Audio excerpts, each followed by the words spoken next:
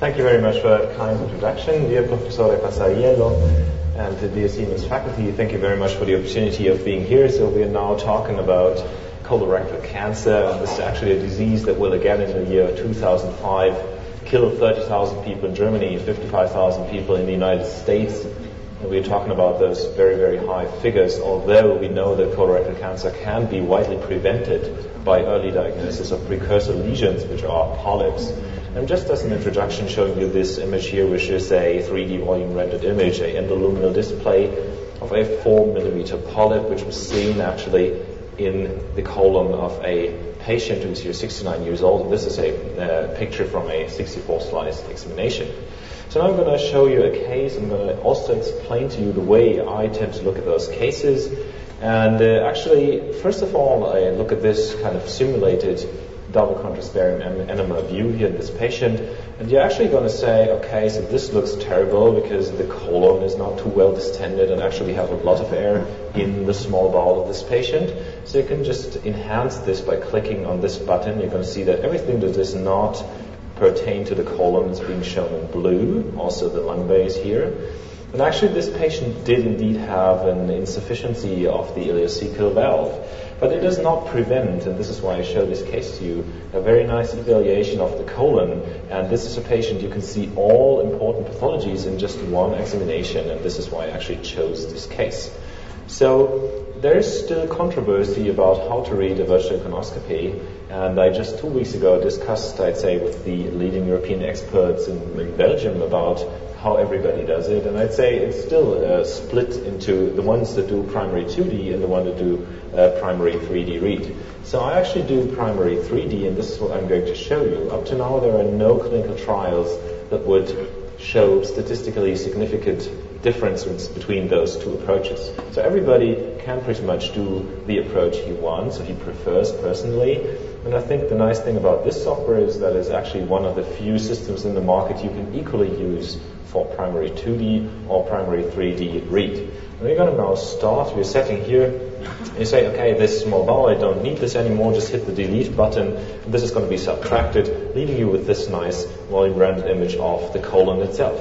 This is actually the plane of my camera here. To see that better, I'm going to switch back to the DCBE view. You can see now clearly that we are sitting with the camera right in the sigmoid, and this is where we're going to start our evaluation of the fly-through. So I start flying now on this patient here, and you can see how the 3D image is actually being displayed. And you can also see that this axial view up here is actually with the patient in the prone position, is automatically being updated while I'm flying. Normally you would see a green center line here, which I can just easily switch on by just showing the flight path. I already evaluated this case, and this is why I switched it off.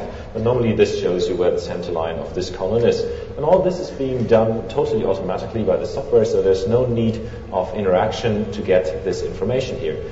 So I'm flying in this patient, looking at the colon. We're of course looking for colorectal polyps, and polyps with lesions that protrude into the lumen. We're already facing a lesion right here. And what you want to do is get more information about lesions, so just put a marker on it. And this marker is automatically going to show up in the endoluminal view and also in those two views, here the axial and the coronal reformatted image.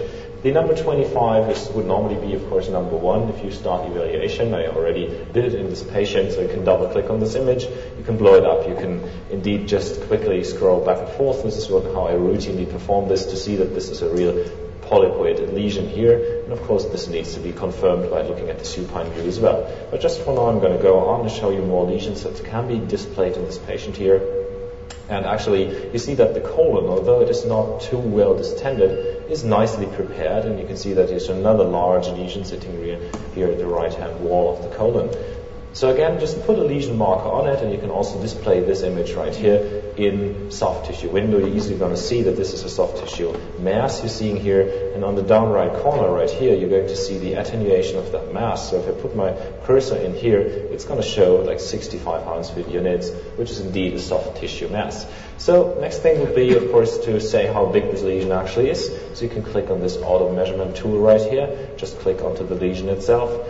and there's going to be a 3-dimensional automated volume measurement of that lesion. And you can actually just say, okay, I think this is what the size of the lesion is. You can see those planes here, the red one being the coronal plane, this one being the axial plane, and these are actually the dimensions that are being displayed right here. So if you like that measurement, just click onto this little sign here which accepts the auto measurement. The next step would be just putting this into a standardized report form. So you have here this button which says lesion details.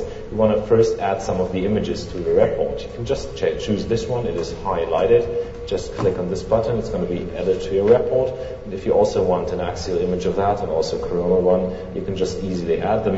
And of course you can scroll through to look for the lesion itself. There you can see it. You want to have a magnified view of that, so you just put it into the center of your image, maybe switch back to a long window, and there you can see that this is indeed the lesion. You want to add this to the report again.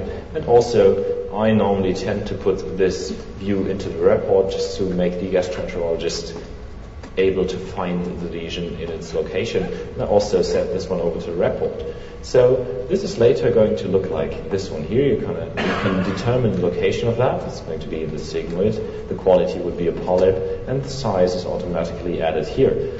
You can of course write a comment in here, and you see the images in the way they are going to be displayed in your report. If you like that, just click OK, go on evaluating. So as you get more routine in using this software, it's going to be a real fast way and a standardized way actually of evaluating lesions, which allows you to communicate with your gastroenterologist in a very efficient way. This is actually something else you're frequently going to encounter in many patients. It is a diverticulum, which after having seen a number of cases you will easily recognize, but just in case you're not sure, put a marker on it, and you're right away going to see that there's actually this black hole, I'd say, which is actually typical for a diverticulum, and by double-clicking on this image you're going to blow it up to full screen format. So this is nothing, you just want to discard that marker by just clicking on here. As we move on in this patient, there is still more interesting things to be found, more diverticular, as you just saw on the left-hand side, and there's another polypoid lesion we are now approaching. And actually you saw right here at the roof of the colon, there's this funny-looking lesion here. This is also a classical appearance of a inverted diverticulum. You can see it right here. So this is actually diverticulum that is filled with residual stool, so you're never going to get them all free of stool. And this is a classical appearance of that. And then again we have this polyp here. So same process again. You just want to put a marker on. It's going to be shown up right here. You can just quickly scroll back and forth and see that this is indeed a polyp with a little stalk to it. Same here in the coronal plane. And again, just an automated measurement, quickly getting the exact size of the polyp. And it's going to be nicely magnified here. And you see this is a very good approximation of the size of that polyp. And this is actually a tool which will allow you to do a follow-up as well.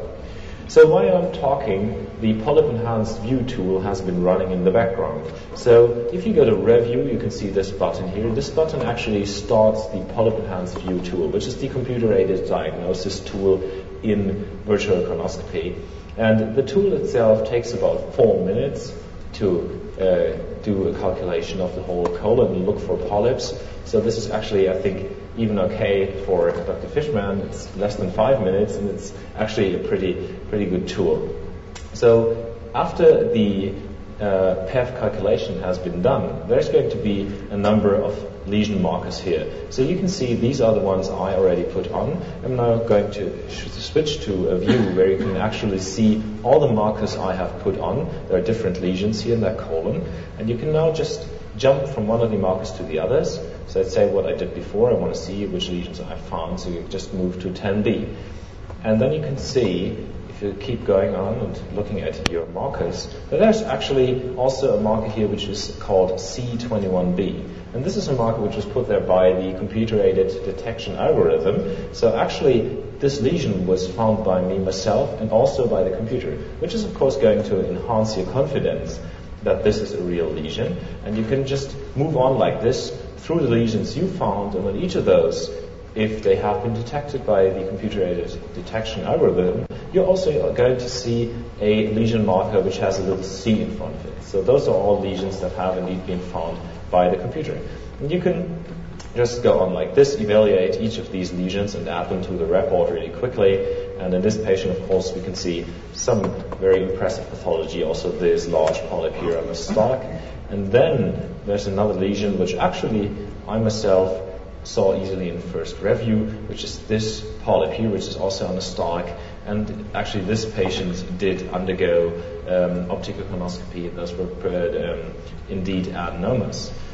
And then there's another lesion marker here, which is called C17B. And you can see that this is a real tiny lesion. So I want to see how big this actually is. Just click on it. It is located right here in the area of the cecum. And this is the area where you are normally getting a little bit tired. Say, okay, I have looked at the whole colon. Maybe more easy to miss something there. And this has been readily detected by the computer. So you're going to see here, this is a lesion of 0.4 centimeters, so a pretty small lesion, but definitely if the patient undergoes colonoscopy, you would want to communicate this finding to your gastroenterologist. And this was actually a patient who had a strongly positive family history.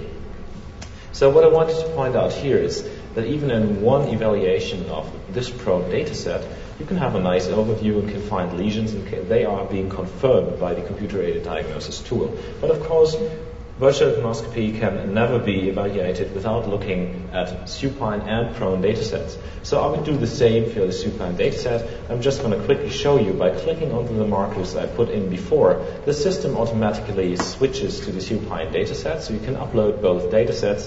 And if you are not sure where a lesion is actually located, you can display them side by side. You can say, okay, I'm seeing this lesion here, which is number 1A. I also found that one in the supine and the prone dataset, so you can just quickly switch over to it. Actually, that was not it, but you can find it, and you can find communicating lesions which actually are seen in both projections. And this would make you really confident about what you are seeing here. So the tool allows you, again, to correlate supine and prone datasets, and all this together with polyp enhanced view indeed makes you very confident about what you're seeing in this patient, and makes it very easy and feasible to evaluate virtual colonoscopy. With this, I want to thank you very much for your attention.